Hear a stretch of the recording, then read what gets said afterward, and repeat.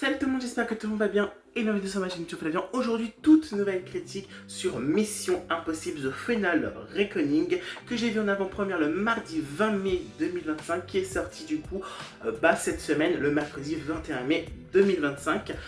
Donc, je suis allé voir mon frère Marvin à 20h et du coup, je vais vous dire le synopsis. Du coup, ça dure 2h49, ça vient des États-Unis, c'est un genre action, thriller, espionnage. Et on est toujours avec Tom Cruise dans le rôle d'Ethan Hunt et dans les produits par Tom Cruise aussi et la Paramount réalisé par Christopher McQuarrie. Donc, c'est parti pour le synopsis. Donc, Ethan Hunt, il est chargé cette fois-ci pour cette dernière mission de, c'est toujours le même, c'est après l'événement du coup du 7ème partie 1, Ethan Hunt est chargé sous 3 jours de tuer en gros l'entité, parce que sinon le monde risque de ne plus exister. Pour sauver,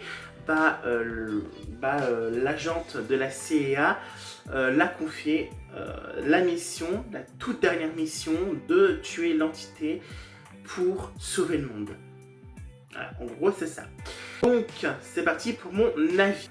Mon avis sur Mission Impossible The Final Reckoning. Donc déjà, premièrement, je tiens à préciser que j'ai passé un bon moment, déjà j'ai passé plutôt un bon moment devant le film Mission Impossible The Final Reckoning, que j'avais plutôt bien aimé le film Mission Impossible The Final Reckoning, que j'ai trouvé que c'était même plutôt un bon film Mission Impossible The Final Reckoning, et que j'ai aimé aussi les scènes d'action qu'il nous a proposé ce film, etc., que j'ai trouvé qui étaient bien faites, que j'avais plutôt bien aimé. Aussi le film, aussi dans le film, on va aussi nous dire que c'est un peu sans Ethan Hunt, il n'y aura pas eu d'entité. Du coup, c'est un peu sa responsabilité aussi, l'entité. Et on va aussi voir quelques petits flashbacks, etc. Bon, déjà au début du film, je vous spoil pas, hein, ça se passe rapidement. Et ça commence par là. Du coup, on commence par un peu un récap, voilà, mais que vocalement, de ce qui s'est passé au 7ème opus, etc.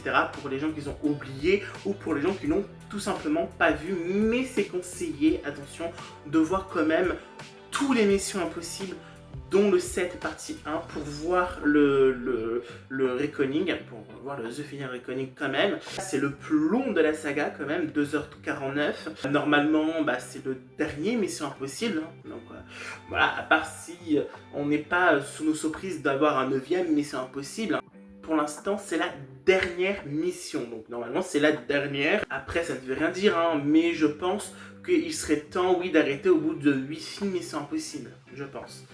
Alors, à part, on n'est pas à l'abri du 9ème, hein. C'est vendu comme le tout dernier Mission Impossible, donc normalement c'est le dernier Impossible avec Tom Cruise. Donc on va retrouver un peu les mêmes personnages aussi que vous avez vus dans les Missions Impossibles et également dans le 7ème partie 1, sauf on n'a plus Vanessa Kirby, voilà. Moi après j'ai pas revu le 7 partie 1 avant de regarder le 2, parce que je m'en souviens à peu près de ce qui s'est passé de l'événement du partie 1, sous-marin même, voilà, où il va plonger, etc. Où c'est la scène même qui va durer entre 5-10 minutes sous l'eau. Donc voilà, on le suit, etc. Il est bloqué par des petits tuyaux, des gros tuyaux, etc. Enfin, il risque, voilà, c'est pas la première fois qu'il risque sa vie non plus, Ethan. Donc oui, est-ce que je vous conseille? Franchement, pour ceux qui ont vu tous les Missions Impossibles, à part celui-ci, évidemment, je vous le conseille. Mais pour ceux qui ne connaissent pas Missions Impossibles, je vous conseille de voir les 7 Missions Impossibles avant de le voir le 8. Parce que c'est le 7ème partie 2, mais le 8. J'ai regardé le 7ème alors que j'avais pas vu les autres, hein, et j'ai compris.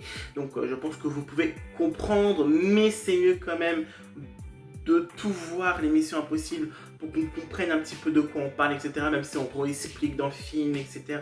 Avec des petits flashbacks. Donc je pense que vous ne serez pas perdu à 100%, vous comprendrez quand même parce que vous avez quand même un cerveau. Les acteurs et les actrices qui sont dans les films, oui, ils jouent aussi, plutôt bien leur rôle. En tout cas, pour ce Mission Impossible, alors Est-ce que c'est le meilleur des 7 tout simplement ou pas? Bah franchement, pour l'instant, je peux pas vous dire si c'est le meilleur ou pas, mais c'est vrai que tu sens que bah ouais, c'est vraiment la dernière mission et que bah il va pas en avoir d'autres. Enfin, après on n'est pas à l'abri d'un autre hein, évidemment, mais voilà, c'est la dernière dont on voit Ethan Hunt. J'espère que cette critique sur Mission Impossible The Final Reckoning vous aura plu. Moi ça m'a plu de faire cette critique honnêtement. Voilà, je me suis laissé 2 jours avant de faire cette critique. Voilà, donc comme ça moi ça permet oui, bon, pas digérer, mais en plus de développer ma critique, mes pensées, etc. J'espère que ça vous aura plu, cette critique. N'hésitez pas à liker si c'est le cas, à commenter, donner votre avis sur le film pour ceux qui l'ont vu. Et évidemment, pour ceux qui ne l'ont pas encore vu, on évite le spoil en commentaire. Voilà. Et n'hésitez pas à partager à vos amis ennemis comme vous le souhaitez. Et n'hésitez pas à vous abonner, mettre la cloche de notification. On est bientôt à 200 abonnés, merci énormément.